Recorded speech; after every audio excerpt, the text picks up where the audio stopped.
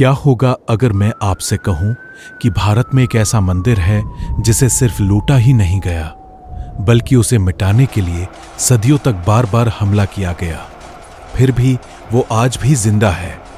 अरब सागर की गरजती लहरों के सामने सीना तानकर खड़ा है सोमनाथ।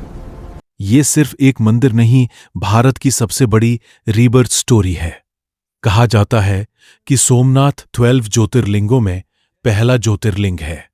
मान्यता है कि स्वयं चंद्रदेव ने इसका निर्माण कराया था, इसीलिए इसका नाम पड़ा सोम लस नाथ, यानी चंद्रमा के भगवान। लेकिन सोमनाथ की पहचान सिर्फ धर्म नहीं थी, ये भारत की दौलत, व्यापार और शक्ति का भी केंद्र था।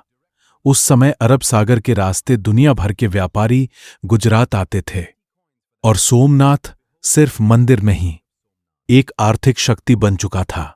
इतिहासकारों के अनुसार मंदिर में इतना सोना और धन था कि उसकी चर्चा मध्य एशिया तक होती थी। कहा जाता है कि मंदिर के घंटों में भी सोना जड़ा था। हजारों पुजारी और सेवक यहां रहते थे, और मंदिर के पास सैकड़ों गांवों की आय आती थी। फिर आया वो साल 1026 ईस्वी, अफगानिस्तान का शासक महमूद गजनी। लेकिन यहां एक बात बहुत कम लोग जानते हैं, गजनी ने भारत पर 1-2 नहीं 17 बार आक्रमण किए थे, और उसका सबसे बड़ा लक्ष्य था सोमनाथ। क्यों? धन, प्रसिद्धि और एक ऐसी जीत जिसकी गूंज पूरी दुनिया सुन सके। इतिहास के अनुसार वो रेगिस्तान पार करके हजारों सैनिकों के साथ गुजरात पहुंचा। उस समय सोमनाथ में लाखों श्रद्धालु मौजूद थे। फिर शुरू हुआ हमला।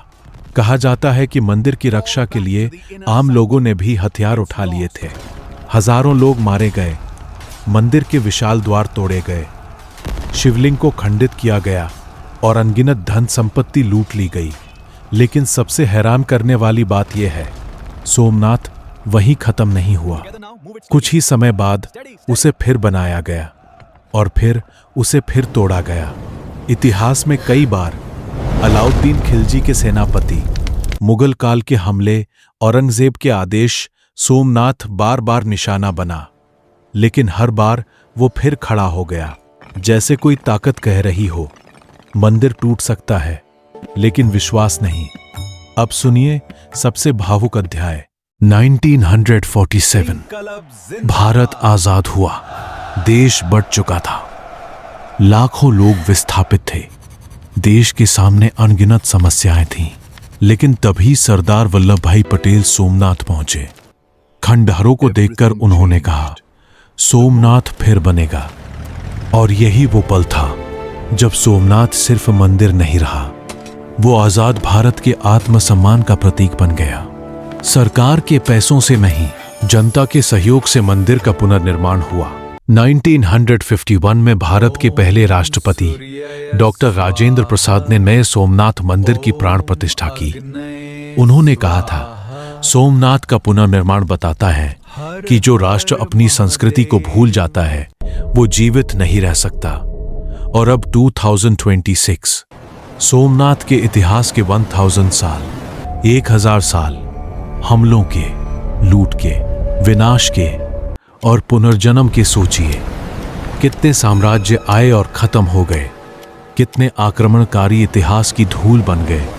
लेकिन अरब सागर के किनारे खड़ा सोमनाथ आज भी कह रहा है, जिसे आस्था संभाल लें उसे दुनिया की कोई ताकत मिटा नहीं सकती। और शायद यही वजह है कि 1000 साल बाद भी सोमनाथ सिर्फ एक मंदिर नहीं रहा, भारत की आत्मा का प्रतीक माना जाता है।